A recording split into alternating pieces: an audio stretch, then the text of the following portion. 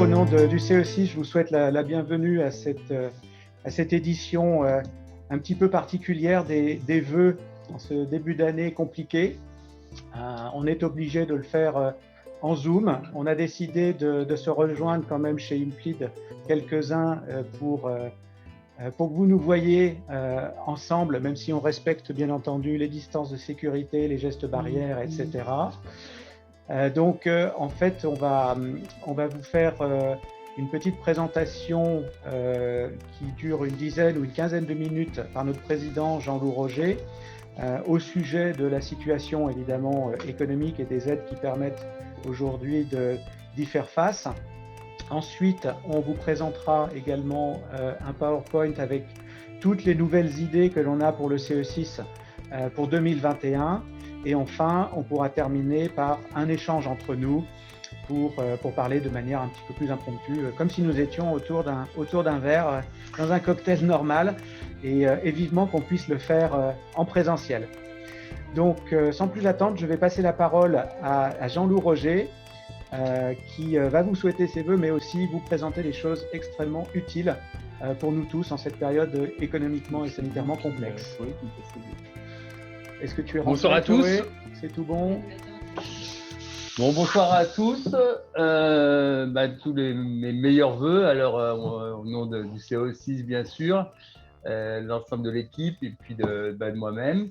Je pense que cette année, c'est une année qui est 2020 qui nous a marqué et c'est certainement une base pour qu'on puisse imaginer une année meilleure, ou moins des années meilleures, avec une trajectoire qui nous emmène vers des choses qui puissent nous faire grandir. Et c'est un petit peu le rôle de l'accompagnement du CO6, c'est d'être toujours là et d'être un bon moyen pour jouer le collectif et grandir ensemble.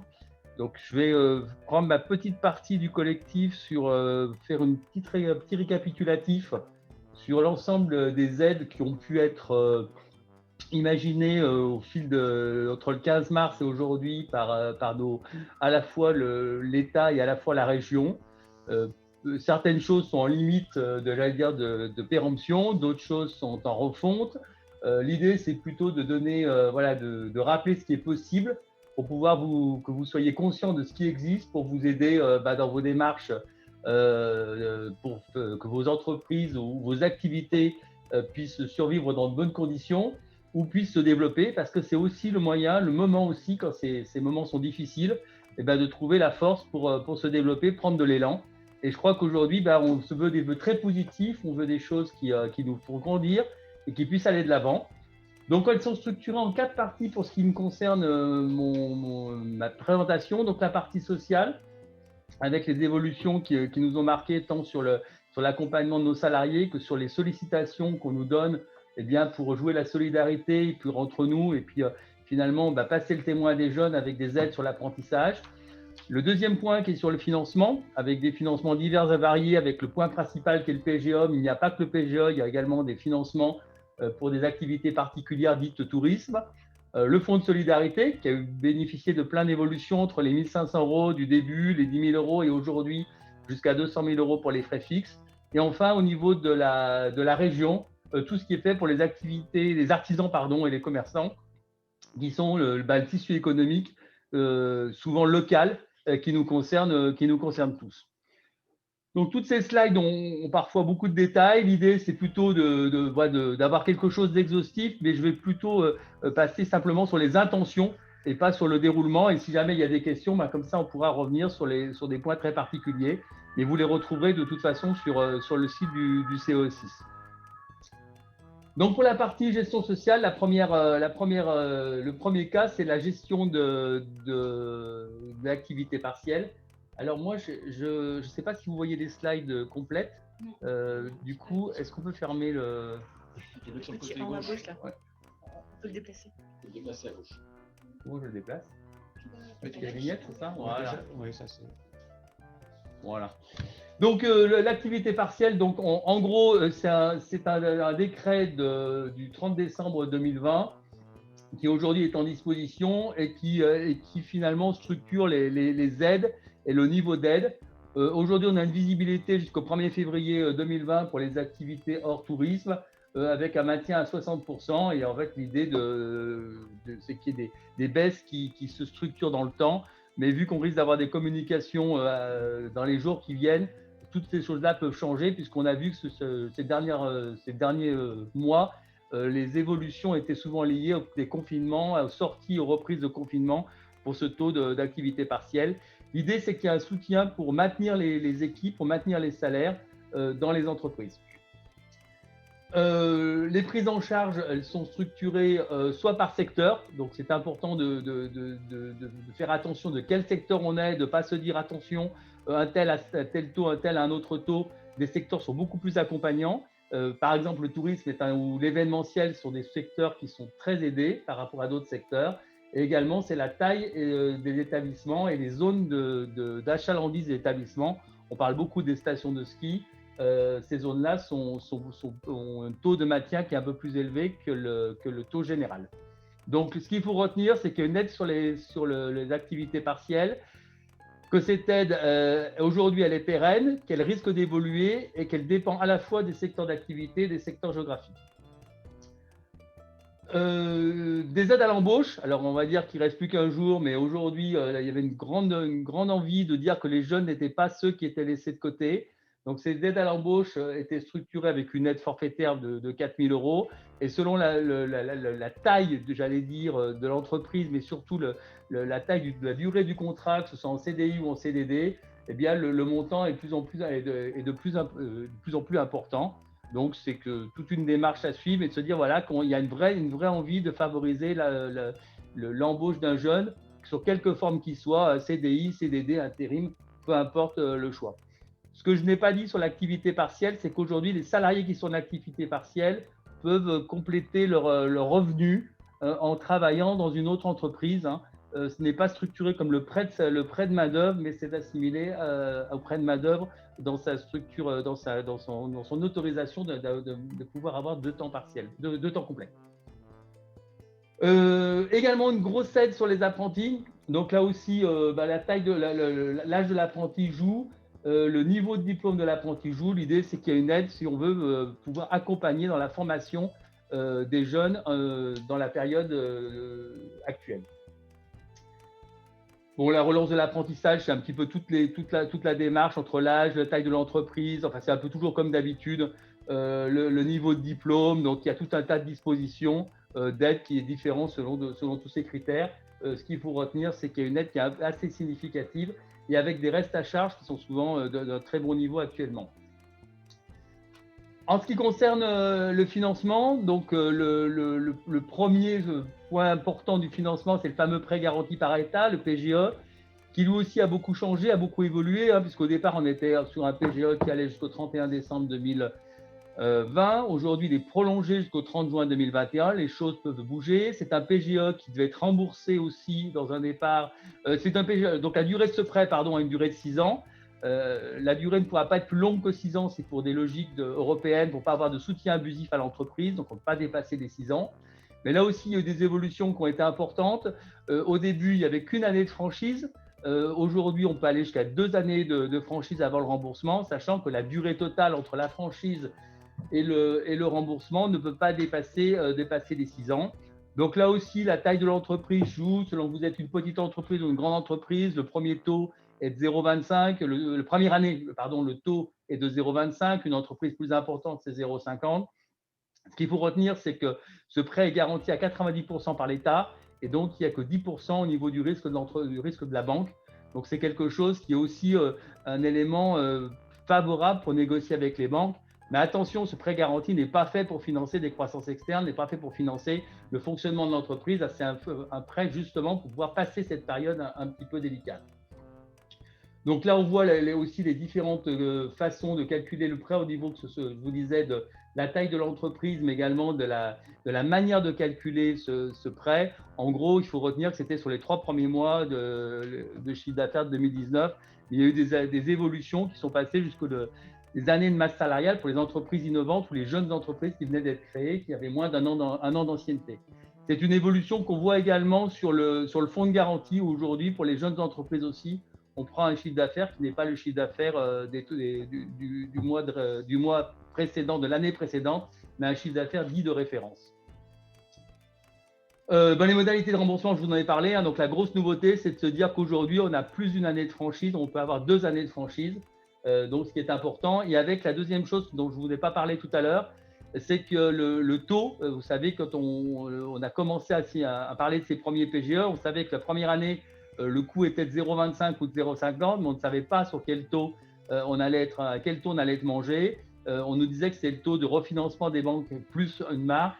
Et donc, il y a eu une négociation du gouvernement avec les banques pour les entreprises, les petites entreprises, donc celles qui nous concernent, et bien que ce taux soit compris entre 1 et 2,5, donc ce qui est un taux relativement raisonnable et qui peut permettre de laisser du temps à l'entreprise pour se redresser, même si certainement il y aura des évolutions, notamment avec les prêts participatifs et l'idée de se dire que ces prêts pourront peut-être être des quasi-fonds propres, cette idée de laisser du temps à l'entreprise pour rembourser ce prêt et que les premiers résultats de l'entreprise ne soient pas concernés, ne soient pas entièrement réorientés vers le remboursement de ce prêt, mais puissent être aussi réorientés vers le développement et vers l'investissement, puisqu'on sait que les entreprises la survie d'une entreprise, le développement d'une entreprise est souvent lié à l'innovation et à l'investissement. C'est aussi les aides qui ont été mises par la région avec des aides digitales qui étaient justement liées à favoriser l'investissement pour que les entreprises puissent faire leur évolution.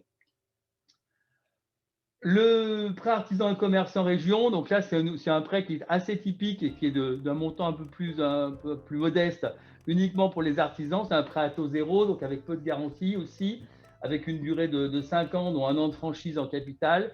Il y a aussi d'autres prêts qui sont les prêts tourisme qui rentrent dans cette saison. Alors là ce qu'on appelle c'est le prêt saison, qui rentre aussi dans ces catégories de prêts qui sont particuliers, avec des plafonds plus élevés, des garanties souvent plus élevées. Ce qu'il faut retenir en gros, c'est que tous ces prêts, toutes ces aides ne demandent pas de la garantie ni d'une caution de l'entreprise, ni une caution du dirigeant. Et ça, c'est important de retenir cette disposition, que ce soit un PGE, prêt région, un prêt tourisme, un prêt saison. Les montants sont proportionnels à la taille de l'entreprise. Le taux est proportionnel à la taille de l'entreprise. La durée est au maximum de 6 ans. Souvent, elle a des années de franchise, donc 1 an à 2 ans pour le PGE. C'est le PGE qui a le plus de franchise, mais avec un prêt tourisme, par exemple, qui est beaucoup plus facile à obtenir qu'un PGE, puisqu'il ne nécessite aucune catégorie de chiffre d'affaires pour pouvoir avoir ce prêt. Dans le tourisme est lié également ce n'est pas que le tourisme, hein, c'est également les entreprises qui sont connectées au tourisme. Les fonds de solidarité, donc c'est la deuxième aide structurante de l'État. Donc on a vécu la première partie avec les 1 500 €, puis la partie avec les 10 000 €, parties qui étaient proportionnelles au niveau d'activité du mois précédent de l'année précédente plutôt, et du même mois de l'année précédente. Et maintenant on a par un nouveau décret de mi-décembre, du 19 décembre, donc un fonds de solidarité qui est sans limite de taille, qui pour l'ensemble du secteur HCR est connecté. Par exemple, la viticulture rentre dans ce secteur HCR parce que c'est un secteur d'activité structurellement dépendant du HCR. Donc, il n'y a pas que le HCR. Le HCR veut dire hôtel, café, restaurant. Ce sont des jargons de comptables. Et donc, cette fonds de solidarité HCR aujourd'hui a un plafond qui est relevé à 200 000 €. Donc, il y a beaucoup plus de souplesse et il est lié notamment pour couvrir les frais fixes des entreprises qui ont peu d'activité. Donc là, aujourd'hui, on a une date de dépôt. Alors, ce qui est important, ce que je n'ai pas signifié, c'est que toutes ces aides ont des dates de dépôt qui sont des dates de mise en route et de péremption pour déposer qui sont assez courtes. Le fonds de solidarité, souvent, la date d'ouverture est le 15 du mois qui suit le mois concerné et se finit souvent le mois qui suit. Donc là, par exemple, pour le mois de décembre, on est en date limite sur le 28 février.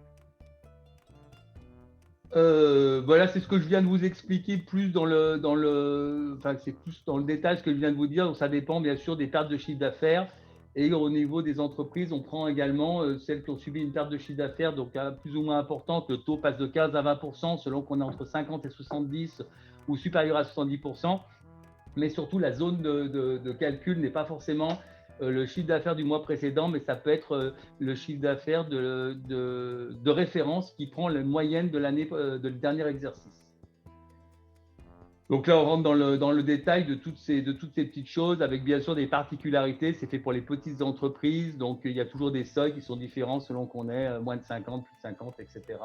Donc je ne rentre pas dans le détail, c'est plus vous dire, si vous avez une activité qui aujourd'hui qui est soumise, pensez bien au PGE, pensez bien au pré-saison, au pré-tourisme, ou pensez bien au fonds de solidarité. Et ne vous dites pas que les choses, j'y avais pas droit en mars, donc j'ai toujours pas droit aujourd'hui. Les choses évoluent. C'est pas parce qu'on n'y avait pas droit en mars qu'on n'y a pas droit aujourd'hui, parce que il y a une adaptation quand même en permanence des dispositifs qui sont mis en place. Donc l'activité des artisans et des commerçants, donc c'était l'idée de dire bon, les commerçants sont vraiment touchés, les artisans par le confinement. C'est l'idée du principe de la ligne de rupture entre les activités dites essentielles, les activités dites non essentielles. Donc, c'est comment les activités non essentielles arrivent à fonctionner. Donc, les aides, la principale aide qui a été, c'était la mise en ligne. Donc, c'est la capacité à favoriser la mise en place d'un site Internet ou la modernisation du site Internet pour pouvoir arriver à communiquer. Donc, ça touchait bien sûr les artisans et les commerçants, mais également les agriculteurs, les éleveurs et viticulteurs, parce que bien sûr, il faut qu'eux aussi vendent, notamment pour favoriser la vente aux particuliers, parce qu'ils sont souvent touchés, parce qu'il y a moins de ventes au restaurant, parce que les restaurants étant fermés, il faut trouver des relais de vente. Donc, les conditions d'éligibilité, là, je ne vous l'ai pas dit, on est sur des aides régionales, donc bien sûr, c'est faire partie de notre région, donc c'est Auvergne-Rhône-Alpes. Il y a des conditions d'effectifs et puis les aides qui sont plafonnées à 1 500 € au plus. De toute façon, toutes ces aides sont plafonnées au montant d'investissement et donc pour cette partie-là, à 1 500 € en plus.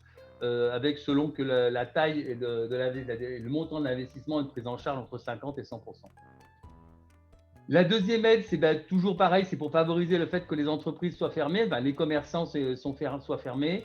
Donc là, on est sur des aides pour favoriser le commerce à emporter. Donc c'est un petit peu le même principe. Donc c'est des conditions d'éligibilité, du chiffre d'affaires, d'effectifs.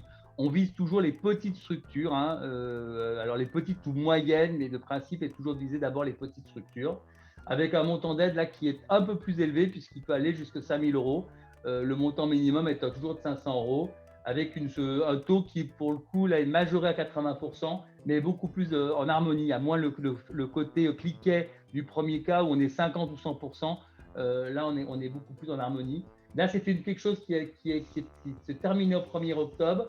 Mais jusqu'à maintenant, l'effet rétroactif est pris en compte. Donc aussi, c'est pas parce que les choses soient finies, notamment pour ce qui est région, ce qui est État. Souvent, quand la date est passée, Ce qui est région, il faut se renseigner. Parfois, il y a une possibilité de bénéficier d'effets rétroactifs.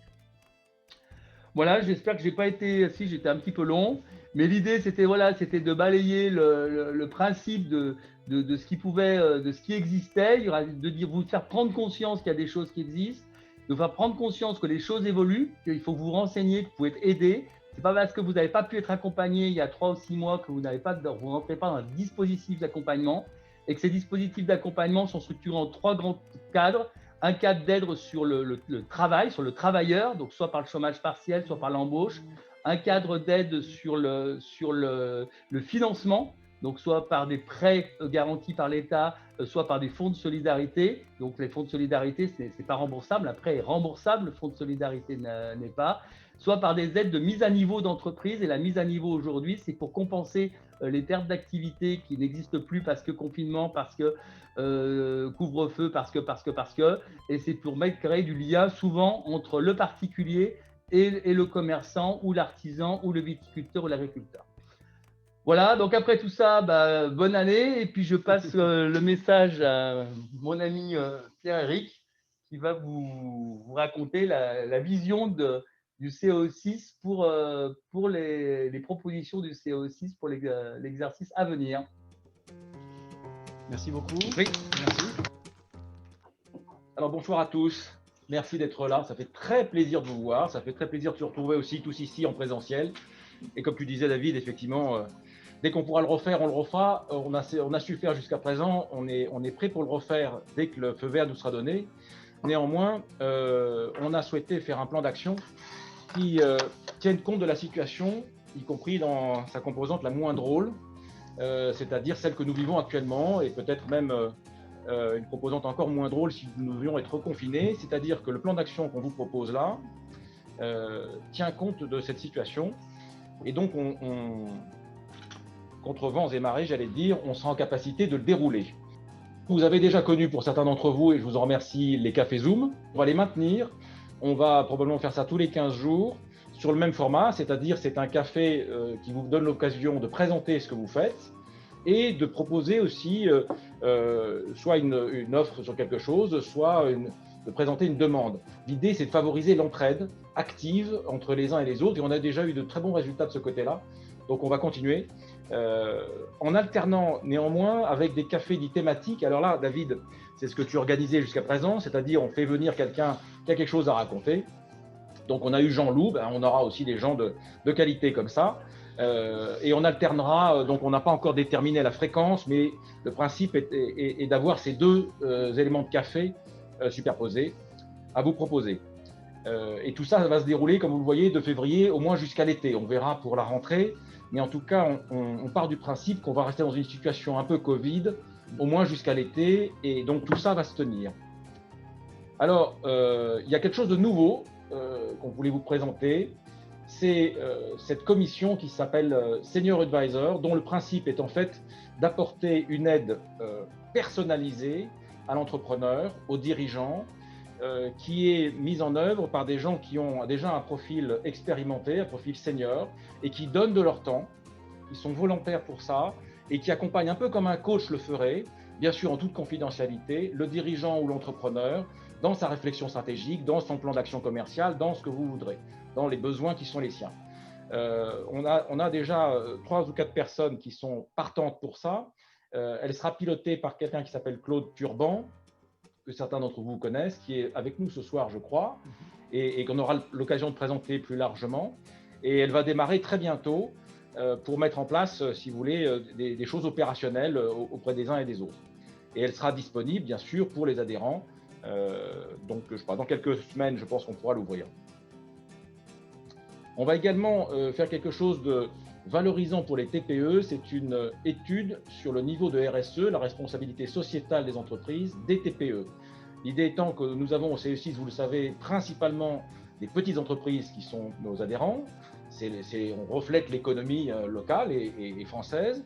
Et en réalité, on s'aperçoit que les TPE font déjà de la RSE sans nécessairement le savoir. C'est quelque chose que nous voudrions mettre en valeur, de manière à ce que ces mêmes TPE puissent également se mettre en valeur à travers une sorte de label RSE. Alors autoproclamé, ça n'est pas le CE6 qui va tamponner le niveau des RSE, mais chacun, disons, mesurera son propre niveau des RSE.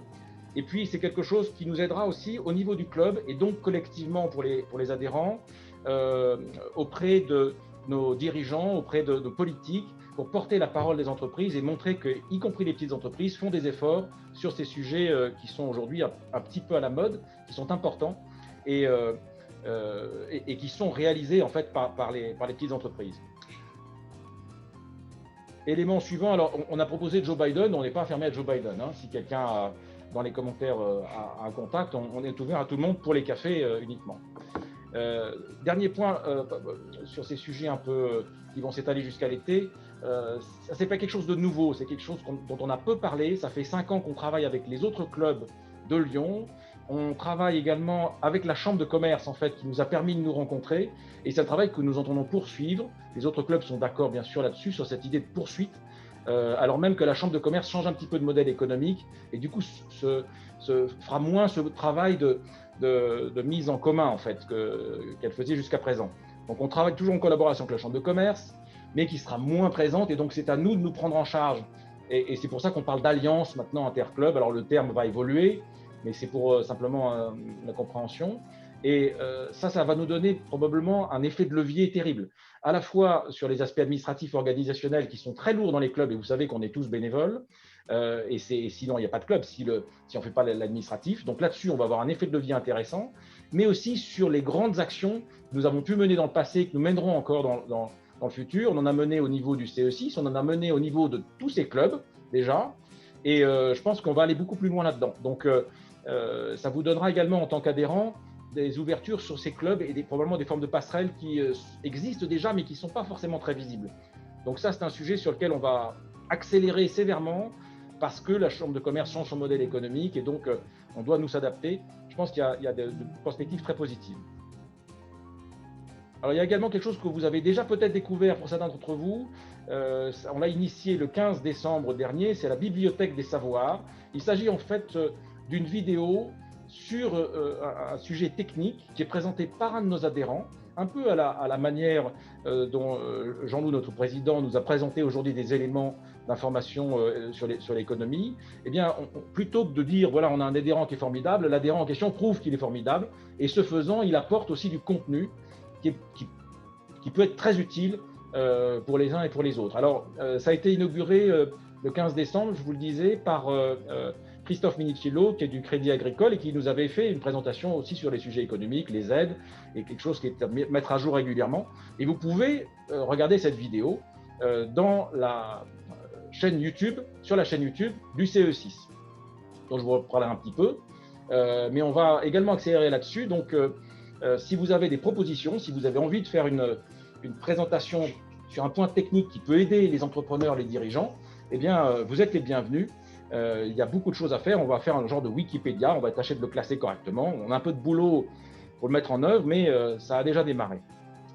Alors après, il y aura des choses plus ponctuelles, j'allais dire. On va tâcher de mettre en place 2 conférences. Une sur le business du tourisme international, qui sera portée dans le cadre de la commission internationale, qui est, vous savez, pilotée par Sophia Schropp, derrière le masque bleu qui est là. Et en particulier, cette conférence sera coordonnée par Sophie Elias, qui est derrière le masque noir là-bas. Sophie Elias, qui est notre ambassadrice internationale, y compris par sa double nationalité. Et en fait, elle va nous parler de ce qui se passe sur le tourisme international. Ça se tiendra en ligne. Si on peut le faire en présentiel, on vous garantit qu'on le fera avec grand plaisir. Ce n'est pas tout à fait gagné. Par contre, ce qui est certain, c'est qu'on le fera en distanciel et vous pourrez y assister. Mais on vous en dira un peu plus sur les détails. Il y a également cette conférence que, pour le coup, Sophia Schropp va porter sur les étudiants internationaux. C'est d'ailleurs un sujet des étudiants sur lequel on va également travailler parce qu'il y a là encore des besoins. Jean-Loup évoquait les aides qui sont proposées pour l'embauche des jeunes. Il y a aussi beaucoup de choses à faire. Et ça, ce n'est pas encore calé, donc on ne peut pas tout à fait vous en parler. Il y aura néanmoins cette conférence qui sera tenue, alors quelque part au moment du printemps. Mais tout ça, vous serez bien sûr informés des dates exactes. L'Assemblée générale, que nous tâcherons de faire également à peu près à cette période-là, vous voyez, avril-mai. Et puis enfin, nous aurons l'âge de raison. Donc, écoutez, on va le fêter. Alors, on le fêtera comme on le fêtera, hein, au mieux. Mais on ne va pas se priver de faire la fête quand on a une bonne raison de la faire. Donc, comptez sur nous. Alors, je ne sais pas comment on interagira avec vous, mais on trouvera quelque chose de sympa. Voilà en gros ce que j'avais à vous dire aujourd'hui pour ce plan dont l'objectif, encore une fois, est qu'il se tienne, qui vous donne une perspective. Vous savez au moins que jusqu'en juin, vous avez un certain nombre d'événements qui vont se tenir.